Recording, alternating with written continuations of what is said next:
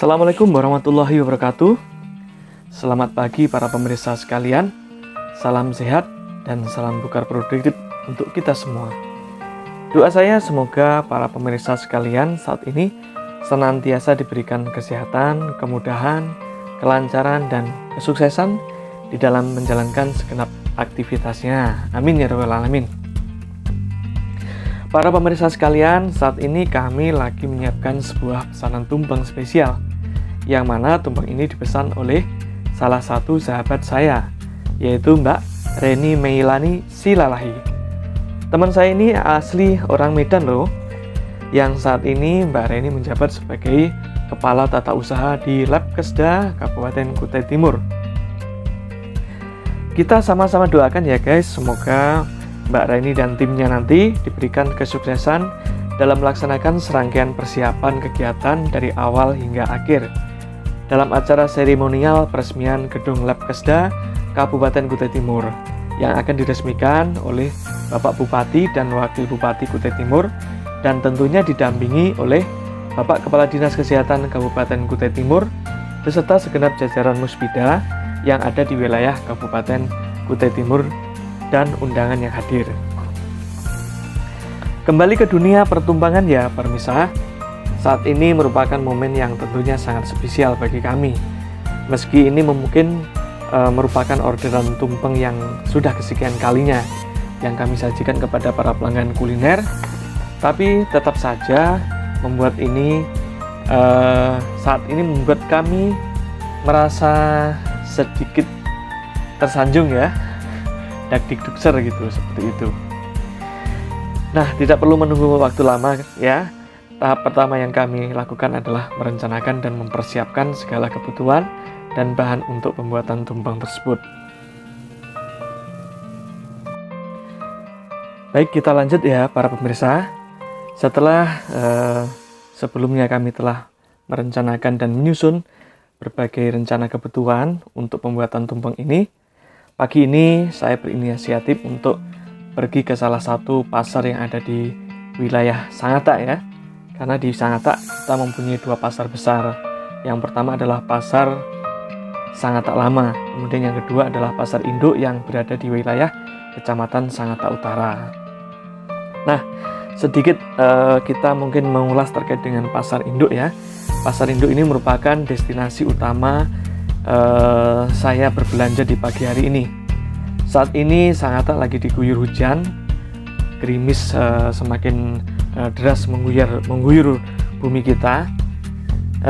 Tapi hal tersebut tidak menyurutkan langkah kami untuk datang ke pasar rakyat yang menjadi salah satu ikon kebanggaan dari masyarakat di Kabupaten Kutai Timur. Nah, sekilas gambaran tentang pasar induk Sangatta. Peletakan batu pertama tanda dimulainya pengembangan pasar induk Sangatta di Jalan Ilham Maulana Kecamatan Sangatta Utara ini dilaksanakan pada hari Kamis tanggal 18 Oktober tahun 2018 yang silam. Pasar rakyat tersebut merupakan pasar tipe C, berdiri di atas lahan 1 hektar persegi dengan luas bangunan 1135,20 meter persegi. Terdapat dua bangunan, yaitu pasar sebagai bangunan utama dan bangunan rumah potong. Pasar induk Sangatta dapat menampung lebih dari 350 pedagang. Jadi cukup besar ya para pemirsa pasar yang kita punyai saat ini. Kemudian di pasar ini terdapat berbagai macam sentra penyediaan bahan-bahan kebutuhan, mulai dari kebutuhan sembako, buah-buahan, sayur mayur, sentra daging segar, sentra hasil laut, berbagai jenis ikan segar, udang, kerang, cumi-cumi, dan berbagai hasil biota laut. Ada juga sentra ayam, baik itu ayam lokal maupun ayam pedaging, beserta produk telur unggas. Selain itu juga tersedia sentra jajanan atau kuliner tradisional dari berbagai daerah. Di pasar induk juga tersedia berbagai peralatan rumah tangga hingga pakaian, dan sentra kuliner serta fasilitas tempat ibadah dan sarana bermain anak, serta tentunya lahan parkir yang cukup luas dan representatif.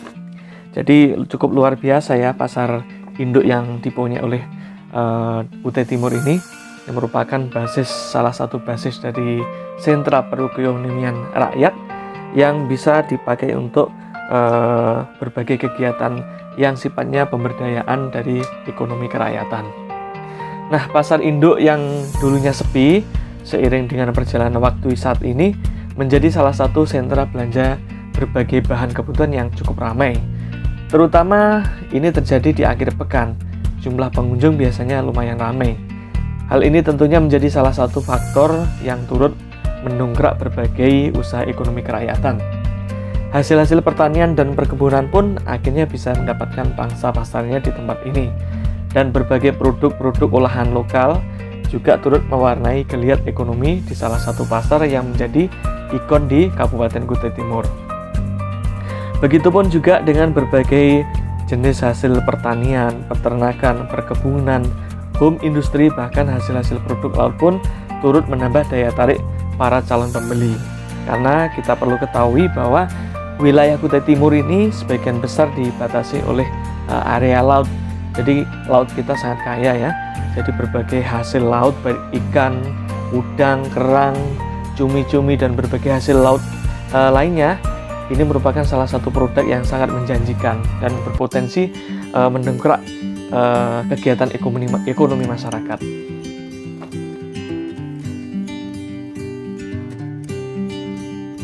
Nah, para pemirsa, setelah tadi sekilas kita menengok pasar induk sebagai salah satu dari destinasi tempat belanja barang-barang kebutuhan untuk persiapan tumpeng nantinya, tiba saatnya para pemirsa untuk melihat persiapan kami dalam membuat tumpeng spesial ini. Yang pertama adalah menyusun rencana kebutuhan. Setiap menu atau kuliner tentunya mempunyai komposisi bahan penyusun yang berbeda-beda antara satu dengan yang lainnya. Dan tentunya hal ini juga menjadi salah satu pertimbangan untuk melakukan pemilihan bahan sesuai dengan jenis kuliner yang akan dibuat sesuai dengan pesanan. Selain jenis, juga seberapa banyak jumlah ataupun porsi kuliner yang dipesan tentunya menjadi salah satu pertimbangan yang tidak boleh kita abaikan. Kemudian yang kedua, persiapan dan pemilihan bahan. Persiapan ini meliputi yang pertama adalah persiapan bahan dasar, yang kedua adalah persiapan bahan utama, yang ketiga adalah persiapan bahan garnis, kemudian yang keempat adalah persiapan bahan pelengkap. Dalam persiapan dan pemilihan bahan yang perlu diperhatikan adalah bahwa bahan makanan yang dipilih harus bersih, sehat, higienis, segar, dan tentunya memiliki kandungan gizi yang tinggi dan mempunyai tampilan yang menarik. Selanjutnya tahap yang ketiga adalah pengolahan bahan. Setiap bahan kuliner mempunyai sifat tekstur, daya tahan, dan karakteristik yang berbeda-beda antara jenis yang satu dan jenis yang lainnya.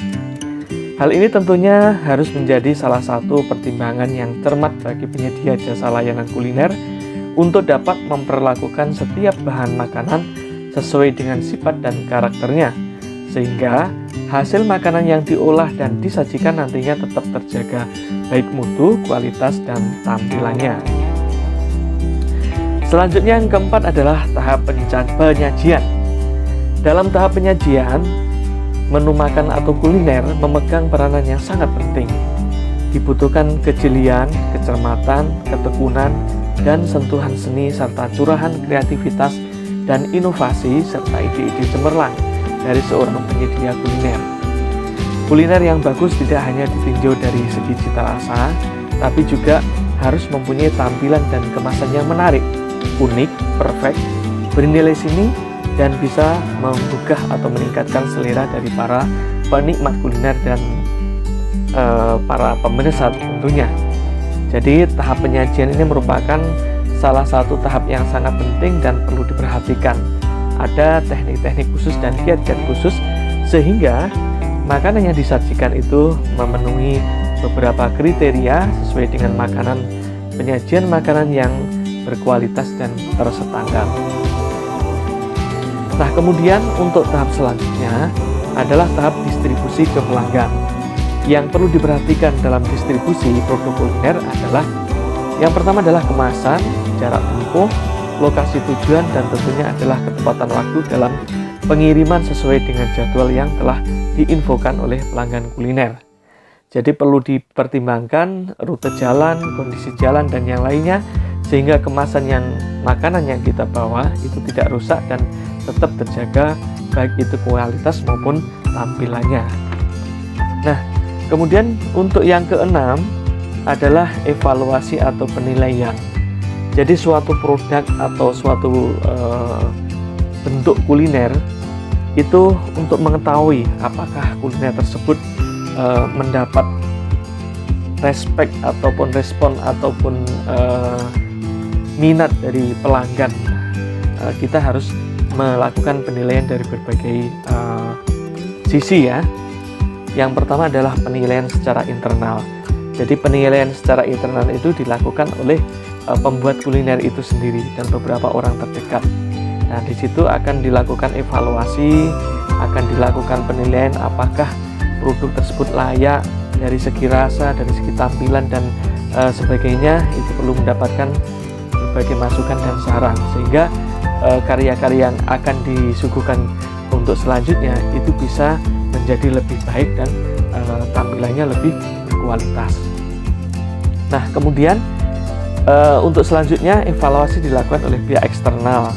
Dalam hal ini tentunya oleh pelanggan atau pemesan kuliner tersebut. Nah, tentunya kita juga harus membuka diri untuk menggali informasi seberapa tingkatan atau seberapa jauh kuliner itu diterima. Dan apabila ada masukan, saran yang tentunya itu memberikan sesuatu yang terbaik kepada produk kuliner kita, itu harus kita terima. Jadi baik itu saran itu yang bersifat kritik maupun yang membangun, itu semuanya adalah merupakan suatu masukan bagi kita, bagi penyedia kuliner, sehingga kualitas maupun tampilan dan produk yang kita sajikan itu bisa lebih baik untuk kemudian harinya. Nah, kemudian yang selanjutnya adalah respon tanggapan dari publik ya. Jadi untuk tanggapan publik, karena sekarang kita berada di zaman milenial ya, perkembangan informasi dan teknologi yang cukup signifikan, itu bisa kita peroleh melalui berbagai sarana ya. Contohnya adalah melalui media Facebook, Instagram, WA Group, YouTube, dan yang lainnya. Bisa juga kita membuat suatu link ya, di mana di situ para pemirsa berhak untuk memberikan kritik dan saran yang bentuknya bermacam-macam ya, yang tujuannya adalah untuk mengetahui seberapa besar ya minat masyarakat terhadap kuliner yang kita sajikan. Nah, itu dari segi evaluasi. Dan alhamdulillah setelah melalui serangkaian proses yang cukup panjang dengan menguras segenap curahan energi, tenaga, pikiran, dan curahan sentuhan ide karya seni, nah tiba saatnya tumpeng kreasi Bunda Pawas siap untuk diantarkan ke tempat tujuan.